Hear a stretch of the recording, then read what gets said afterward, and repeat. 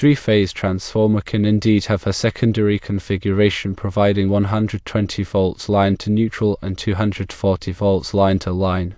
This configuration is typically referred to as a split-phase three-phase system.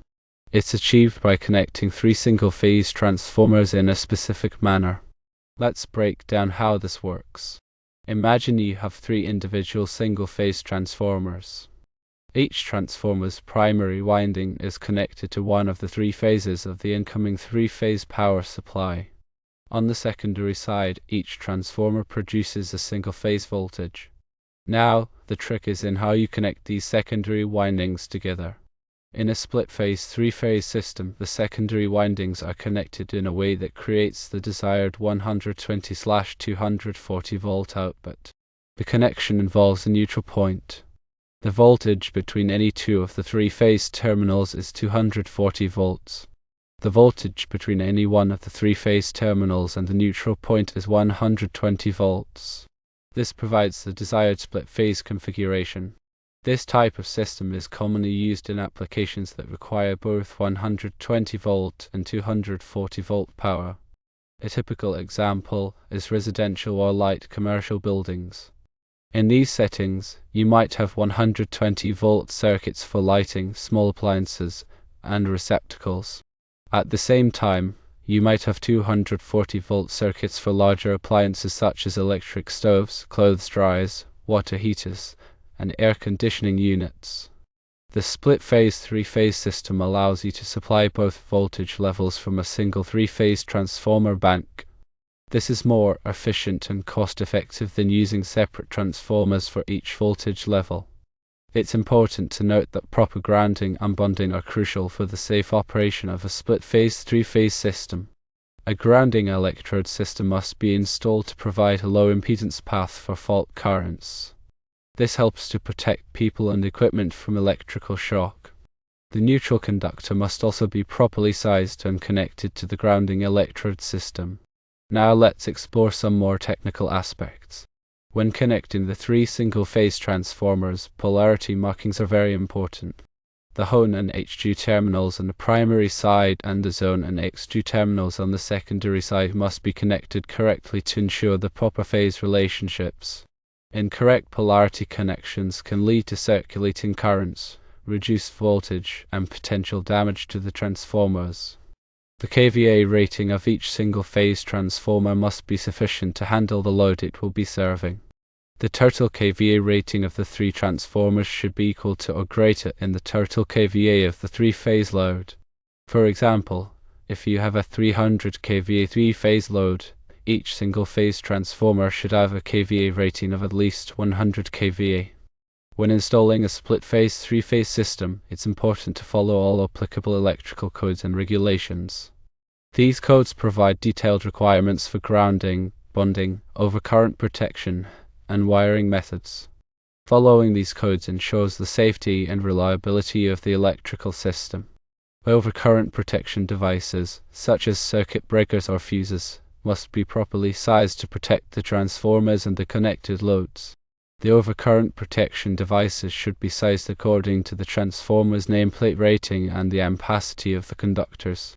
Voltage drop is another important factor to consider when designing a split-phase three-phase system.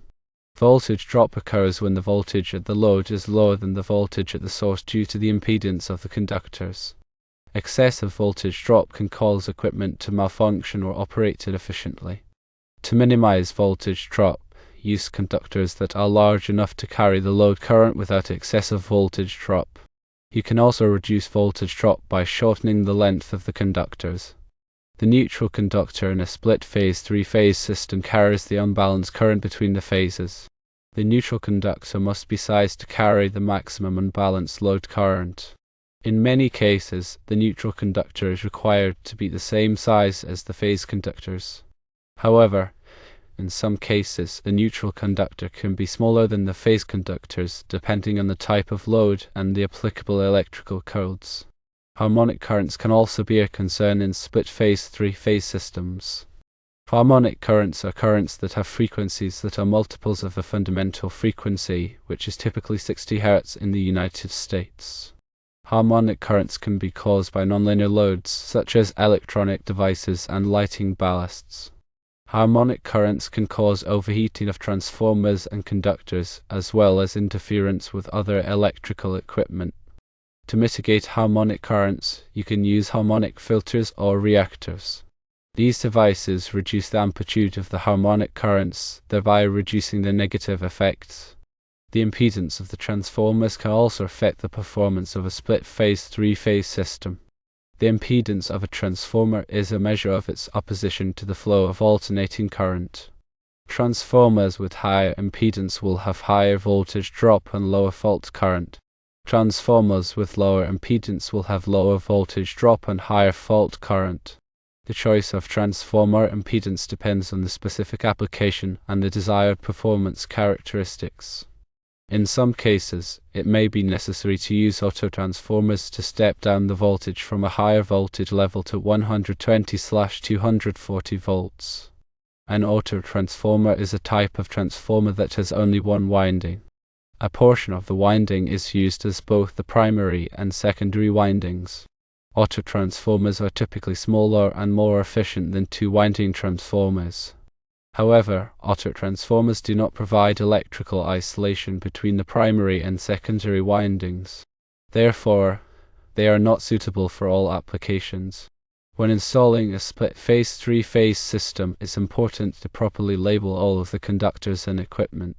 The conductors should be labeled with their voltage and phase. The equipment should be labeled with its voltage, current, and kVA rating. Proper labeling helps to ensure the safety and reliability of the electrical system. Regular maintenance is essential for the long-term performance of a split-phase three-phase system. Maintenance should include inspecting the transformers for signs of overheating or damage, tightening connections, and testing the grounding system. Regular maintenance can help to prevent problems and extend the life of the equipment. The specific wiring configuration for a split-phase three-phase system can vary depending on the application and the applicable electrical codes. One common configuration is the Y configuration. In a Y configuration, the neutral point is connected to the center point of a Y-connected secondary winding. Another common configuration is the delta configuration. In a delta configuration, the secondary windings are connected in a closed loop. The neutral point is typically derived from a center tap on one of the delta windings.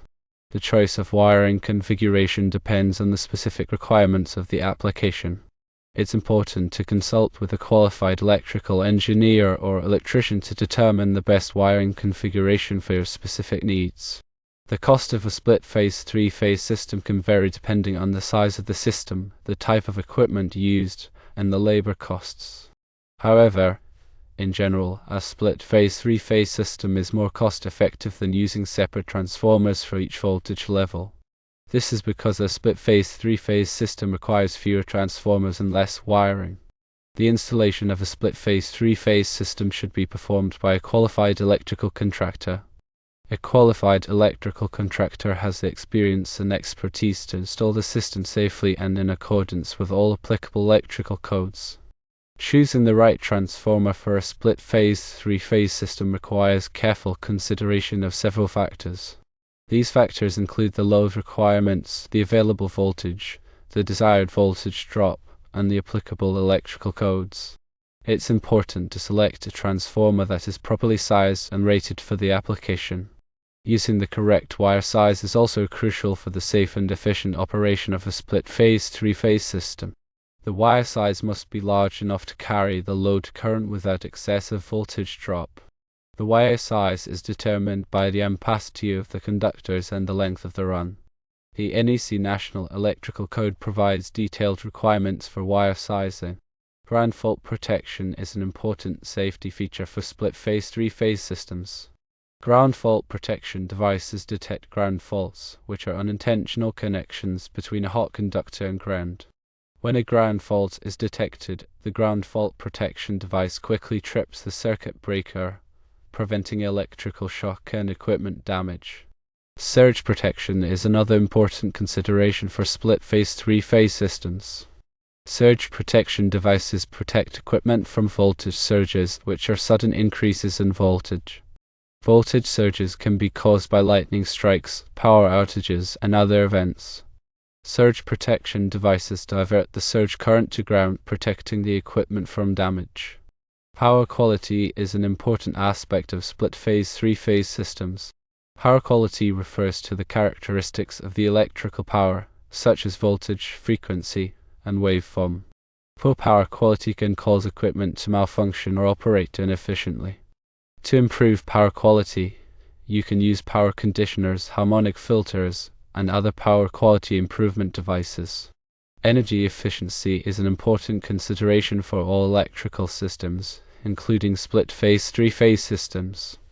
To improve energy efficiency, you can use energy-efficient transformers, lighting, and appliances. You can also reduce energy consumption by optimizing the operation of the electrical system. In summary, a split-phase, three-phase system provides a versatile and efficient way to supply both 120-volt and 240-volt power. Proper design, installation, and maintenance are essential for the safe and reliable operation of these systems. Understanding the technical aspects of split-phase, three-phase systems is crucial for anyone involved in the design, installation, or maintenance of electrical systems. These systems are commonly found in residential, commercial, and industrial settings, making knowledge of their operation essential for electrical professionals.